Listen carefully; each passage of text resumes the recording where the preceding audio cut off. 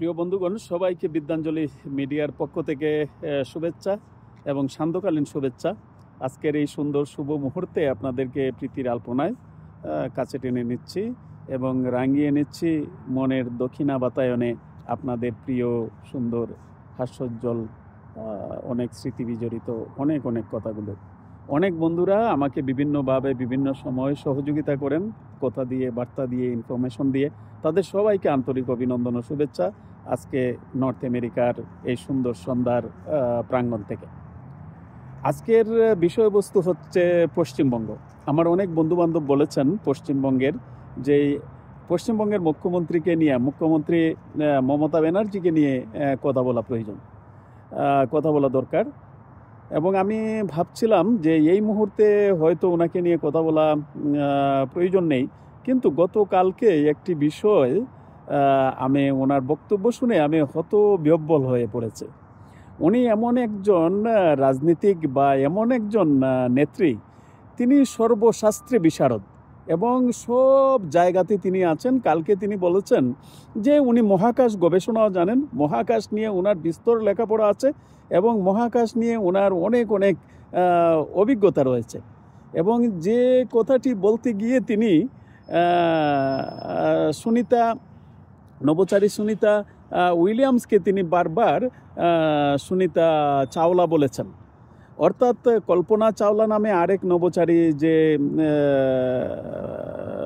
মহাকাশ থেকে ফিরে আসার পথে অনেক দিন আগে মানে মৃত্যুবরণ করেছিলেন, সেই কল্পনা চাওলার সাথে তিনি সম্পৃক্ত করে সুনিতা উইলিয়ামসকে সুনিতা চাওলা বলছেন। তাহলে এই নামের বিষয়টি থেকেই বোঝা যায় ওনার জানাশোনার গণ্ডি কতটুকু। একজন মানুষ সর্বশাস্ত্রে বিশারদ, আর ওনার কথাবার্তায় তো বোঝা যায়, মানুষের কথাবার্তা বললেই বোঝা যায় তার চিন্তার গভীরতা, তার জ্ঞানের গভীরতা, তার ইনফরমেশনের যে বর্ণাঢ্য আয়োজন এবং ইনফরমেশনের ভাণ্ডার কত সমৃদ্ধ তা বোঝা যায়। এবং ওনাকে আসলে কখনো ইনফরমেটিভ মনে হয় না, এবং উনি আসলে যেভাবে কথা বলেন এটি কোনো স্বাভাবিক সুন্দর কথা নয়। উনি সব সময় একটি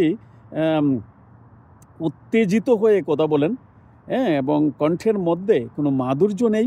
সব সময়ই একটি রাগ ডাক করে কথা বলা, ডাক দিয়ে কথা বলা, যা সত্যিকার অর্থে কোনো সুস্থ সুন্দর মানবিকতা সম্পন্ন কোনো রাজনৈতিক ব্যক্তির বৈশিষ্ট্য হতে পারে না।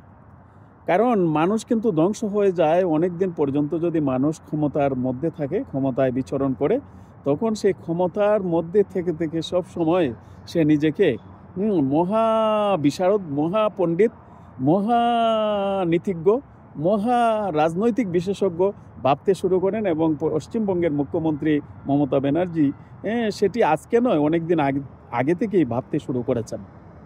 কিন্তু প্রকৃত অর্থে জ্ঞানী ব্যক্তি, রাজনীতিক এবং প্রজ্ঞা মেধাসম্পন্ন রাজনীতিক সবসময় মানুষের ভাষায় কথা বলেন, মানুষকে অন্তরকে স্পর্শ করে কথা বলেন, রিজনাল রাজনীতিতে সুন্দর পরিবেশ এবং সুন্দর অবস্থা বিনির্মাণের জন্য কথা বলেন। কিন্তু এই ভদ্রমহিলা কখনোই স্বাভাবিকভাবে কথাই বলতে পারেন না। আমি জানি না পশ্চিমবঙ্গের মানুষ কেন এই ধরনের রাজনীতিক নেতাকে, রাজনৈতিক ব্যক্তিত্বকে এতদিন ধরে পশ্চিমবঙ্গের মুখ্যমন্ত্রীর আসনে অধিষ্ঠিত করে রেখেছে। পশ্চিমবঙ্গের বড়ই দুর্ভাগা এই পশ্চিমবঙ্গ। যখন পশ্চিমবঙ্গের মানুষ রাষ্ট্র ক্ষমতায় যখন যে দল থাকে, পশ্চিমবঙ্গের মানুষ চিরদিন তার বিপক্ষে এবং বিরুদ্ধ পথে অবতারণা করেছে। বাংলাদেশ থেকে বিতাড়িত এক নেতা, তিনি আজ নেই, তারপরেও বলতে হচ্ছে তাকে সম্মান দেওয়া প্রয়োজন, কিন্তু তার রাজনৈতিক যে কলা কৌশল ছিল তা পশ্চিমবঙ্গের মানুষের জীবনে কোনো পরিবর্তন আনেনি। সেই জ্যোতি বসু বিতাড়িত হয়েছিলেন বাংলাদেশের নারায়ণগঞ্জ থেকে।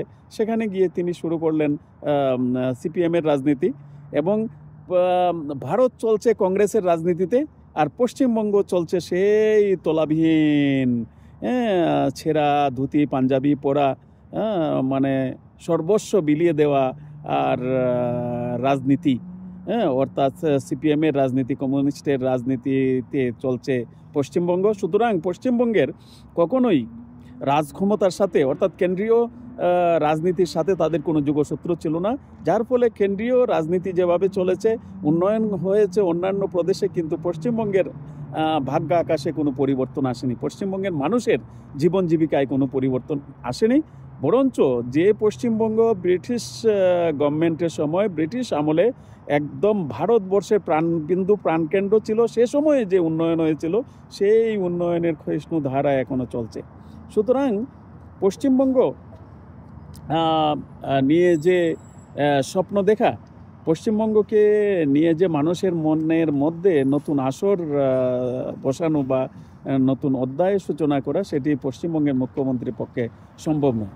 তিনি কয়েকদিন আগে হঠাৎ করে কি বলেছেন, মহাকুম্ভ মেলা আপনারা জানেন পৃথিবীর এক অতি আশ্চর্যতম এক ধর্মীয় উৎসব এবং ধর্মীয় মেলা, যেখানে ৬৬ কোটি মানুষের সমাবেশ ঘটেছিল।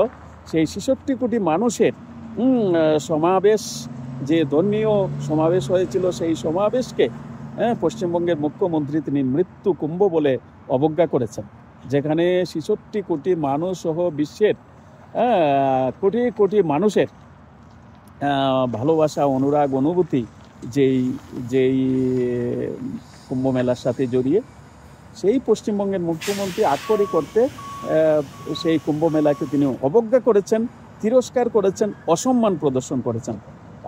আমার প্রশ্ন হচ্ছে, পশ্চিমবঙ্গের মানুষ তথা ভারতবর্ষের মানুষের কাছে কোনো রাজ্যের মুখ্যমন্ত্রী যদি এ ধরনের কথা বলেন, তাহলে সেই মুখ্যমন্ত্রী কি আসলে মুখ্যমন্ত্রী হওয়ার যোগ্যতা রাখেন?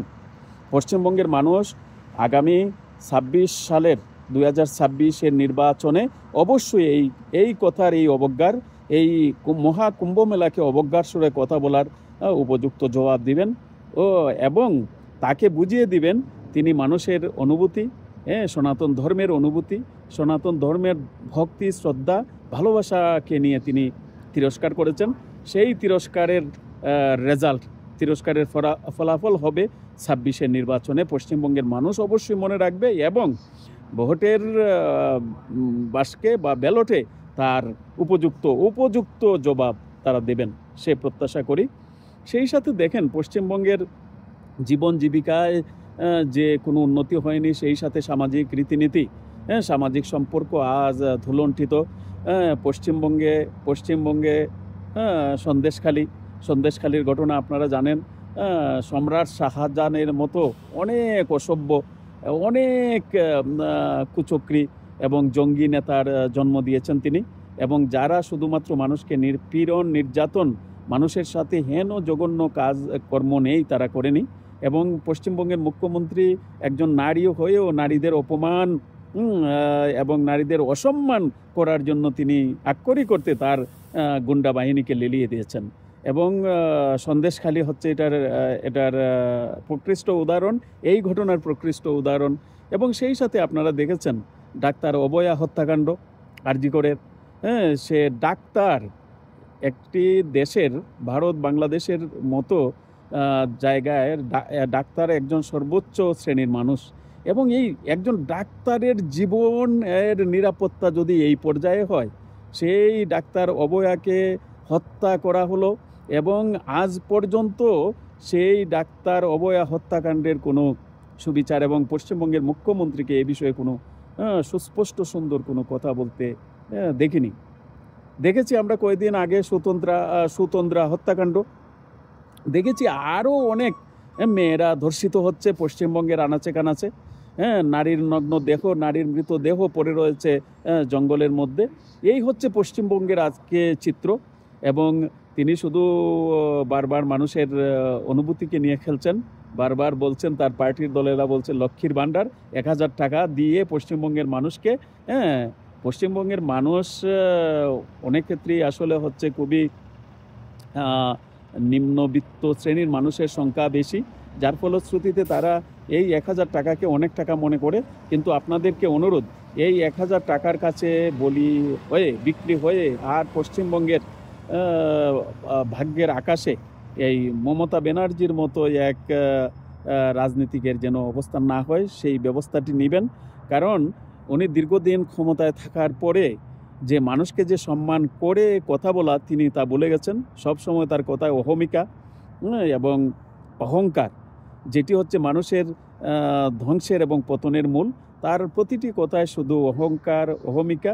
আর তিনি সর্বজান্তা, হ্যাঁ, এবং সর্বজান্তা মানুষ কখনো সর্বজান্তা বলে না। তিনি কালকে বলেছেন যে হেন কোনো ভাষা নেই তিনি জানেন না।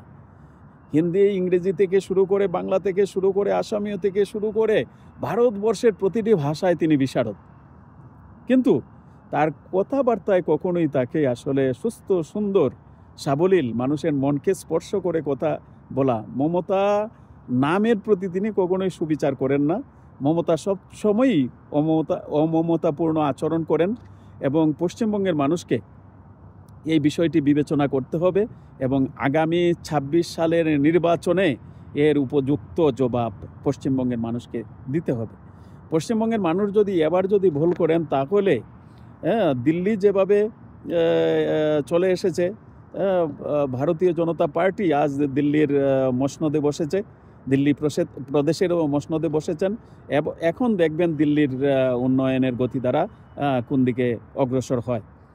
দিল্লির উন্নয়নকে এতদিন আম আদমি পার্টি ঠিকই রেখেছিল, কারণ তারা এই অনুন্নয়নকে নিয়ে রাজনীতি করছিল।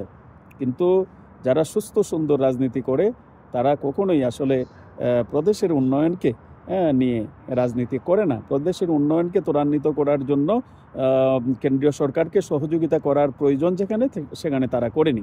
এবং পশ্চিমবঙ্গের মুখ্যমন্ত্রী প্রতিনিয়তই এ ধরনের ভঙ্গুর এবং স্থূল অবস্থা তৈরি করেন। কেন্দ্রের সাথে ওনার কোনো ভালো সম্পর্ক নেই। উনি মনে হয় মধ্যে মধ্যে কথা এমনটা মনে হয় তিনি প্রধানমন্ত্রীর চেয়েও বেশি ক্ষমতাধর। কিন্তু এগুলো হচ্ছে আসলে এক ধরনের হীনমন্যতার প্রকাশ। যাকে সম্মান দেওয়া প্রয়োজন, প্রধানমন্ত্রী, ভারতবর্ষের প্রধানমন্ত্রী, তাকে সম্মান দিয়ে কথা বলবেন একজন মুখ্যমন্ত্রী, এবং এই মুখ্যমন্ত্রী সম্মান দিয়ে কথা বললে প্রধানমন্ত্রী এবং তার দলের সবাই তাকে সম্মান দেবেন। কিন্তু এই ভদ্রমহিলার কথাবার্তায় কখনোই আসলে সৌজন্য, সম্মান, ভদ্রতা এসব প্রকাশ পায় না। প্রতিনিয়ত তার কথায় প্রচণ্ড অহমিকা এবং অহংকার প্রকাশ পায়। এবং তিনি তার দ্বারা যা সৃষ্টি হয়েছে, আজকে সৃষ্টি হয়েছে এই ববি হাকিম, নেতা ববি, এবং পশ্চিমবঙ্গের মেয়র, এই সমস্ত লোকেরা শুধু মানে কথা বলেন এবং কাজের চেয়ে বেশি কথা, এবং যে সমস্ত কথাবার্তার মধ্যে আসলে মানুষের সাথে সম্পর্ক বিনির্মাণ হয় না, এই সমস্ত ইস্যুকে তারা নিয়ে আসেন। এই যে ব্যক্তিবর্গগুলো তৈরি করেছেন এবং তার স্থূল অদক্ষ রাজনীতির ফসল হচ্ছে এরা, এবং পুরা পশ্চিমবঙ্গকে আজকে ধ্বংস করে দিচ্ছে এই সমস্ত লোকেরা। সুতরাং পশ্চিমবঙ্গের মানুষকে আবারও বলছি, আপনারা সচেতন হন, আপনাদের ভাগ্য আপনারা নির্ধারণ করেন। পশ্চিমবঙ্গকে গড়ে তোলার দায়িত্ব আপনাদের হাতে। আপনারা সঠিক সিদ্ধান্ত গ্রহণ করবেন আগামী ২৬-এর নির্বাচনে, তবেই আপনাদের ভাগ্যাকাশে নতুন সূর্য উদয় হবে। তা না হলে আর আপনাদের মুক্তির কোনো অবকাশ থাকবে না। আপনারা দেখছেন সব জায়গায় রাহাজানি, লুটতরাজ, ধর্ষণ, এবং জমি দখল, সব জায়গায় গ্রামের যে সামাজিক সম্পর্ক সেটি পর্যন্ত ভেঙে পড়েছে এই তৃণমূল সন্ত্রাসী নেতাদের কর্মকাণ্ডে। সব জায়গায় উনি গুন্ডা বাহিনী তৈরি করেছেন, এবং এই গুন্ডা বাহিনী তৈরি করে ক্ষমতাকে কুক্ষিগত করতে চেয়েছেন। এবং তিনি যে ওই সিপিএমের মতো একটি কুরাজনৈতিক নীতি তিনি গ্রহণ করেছেন। যদি ইসলাম ধর্মের কোনো লোক যদি চুরি করে বা খারাপ কাজ করে বা অন্যায় করে, অবিচার করে, সেগুলো তিনি দেখে ও না দেখার ভান করেন, তাদেরকে আরও প্রশ্রয় দেন। কিন্তু এখন মুসলিম জনগোষ্ঠীও সেটি বুঝতে চেষ্টা করছেন যে এটি তো তাদের উন্নয়ন নয়। যারা আসলে খারাপ চিন্তার অধিকারী, তাদেরকে যদি এভাবে প্রশ্রয় দেওয়া হয়, তাহলে খারাপ সমাজ জীবনে আরও প্রতিষ্ঠিত হবে এবং তাদের অগ্রগতি ব্যাহত হবে। এবং মূলত এই কমিউনিটির এই তৃণমূল কংগ্রেসের নেতৃত্বে মূলত এ ধরনের অগ্রগতি হচ্ছে, অর্থাৎ অগ্রগতি হচ্ছে না, অধপতনের দিকে অগ্রসর হচ্ছে। তারাও আজকে বুঝতে চেষ্টা করছেন। সুতরাং অনেকেই আজ ভারতীয় জনতা পার্টির রাজনীতির সাথে একত্রিত হচ্ছেন এবং আগামী নির্বাচনে, পশ্চিমবঙ্গের প্রাদেশিক নির্বাচনে তারা সুযোগ্য ভূমিকা রাখবেন। পশ্চিমবঙ্গের উন্নয়নে এই ভারতীয় জনতা পার্টির সহযোগিতা দরকার এবং তাদেরকে যদি ক্ষমতায় আনা হয় তবে অবশ্যই কেন্দ্রের সাথে যোগসূত্র প্রতিষ্ঠা করে পশ্চিমবঙ্গকে কাঙ্ক্ষিত লক্ষ্যের দিকে নিয়ে যাবেন। সেই জন্য পশ্চিমবঙ্গবাসীকে আবারও বলছি, এই মমতা ব্যানার্জি এর অমমতাপূর্ণ আচরণ এবং তার উগ্র কথাবার্তা থেকে এই পশ্চিমবঙ্গকে মুক্ত দেন। আর সর্বজান্তা, সব জায়গায় উনি পণ্ডিত, এই পাণ্ডিত্য থেকে মুক্তি পেতে চায় পশ্চিমবঙ্গবাসী। এবং কুম্ভমেলাকে যিনি মৃত্যু কুম্ভ বলে অবজ্ঞা করেছেন তার উত্তর পশ্চিমবঙ্গবাসীকে অবশ্যই দিতে হবে। সেদিনের জন্য আপনারা তৈরি হন। পশ্চিমবঙ্গের ঘরে ঘরে ভারতীয় জনতা পার্টি তথা সুস্থ সুন্দর ধারায় পশ্চিমবঙ্গকে কেন্দ্রের উন্নয়নের সাথে এগিয়ে নিয়ে যাওয়ার জন্য পদক্ষেপ গ্রহণ করবেন, এই হচ্ছে প্রত্যাশা। ভালো থাকবেন সবাই এবং এই কথাগুলো পশ্চিমবঙ্গের ঘরে ঘরে আপনারা পৌঁছে দেবেন এবং পশ্চিমবঙ্গকে এই মমতা নামক জঞ্জাল থেকে মুক্তি দিবেন। কারণ উনি একসময় কংগ্রেসের রাজনীতি করতেন, ভবানীপুরের ছোট্ট একটি বাড়িতে থাকতেন। আমি একবার গিয়েছিলাম ওনার সাথে দেখা করার জন্য, তখন উনি বেশ ভালো সুন্দর কথা বলতেন। কিন্তু উনি দীর্ঘদিন ধরে ক্ষমতায় থাকার পরে এক উগ্র মানসিকতা ওনার মধ্যে, এবং উনি যেন ধরাকে সরা জ্ঞান মনে করেন এবং কাউকেই উনি কথাবার্তায় সম্মান দেওয়া যেন ভুলে গেছেন। তো এটি তো আসলে হওয়া উচিত নয়। পশ্চিমবঙ্গবাসী এই বিষয়টি অবশ্যই বিবেচনায় রাখবেন এবং তার উপযুক্ত জবাব ২৬-এর নির্বাচনে দেবেন, এই হচ্ছে প্রত্যাশা। ভালো থাকবেন সবাই। আবারও আপনাদেরকে অগণিত প্রীতীয় শুভেচ্ছা জানিয়ে বিদ্যাঞ্জলি মিডিয়ার পক্ষ থেকে অগণিত প্রীতীয় শুভেচ্ছা। পশ্চিমবঙ্গের জয় হোক, ভারতীয় জনতা পার্টির জয় হোক। আগামী নির্বাচনে পশ্চিমবঙ্গে ভারতীয় জনতা পার্টির মহান বিজয় নিয়ে আপনারা কেন্দ্রের সাথে পশ্চিমবঙ্গকে সমতালে চলতে দিবেন এবং পশ্চিমবঙ্গের উন্নয়নকে ত্বরান্বিত করবেন। ধন্যবাদ সবাইকে, ধন্যবাদ।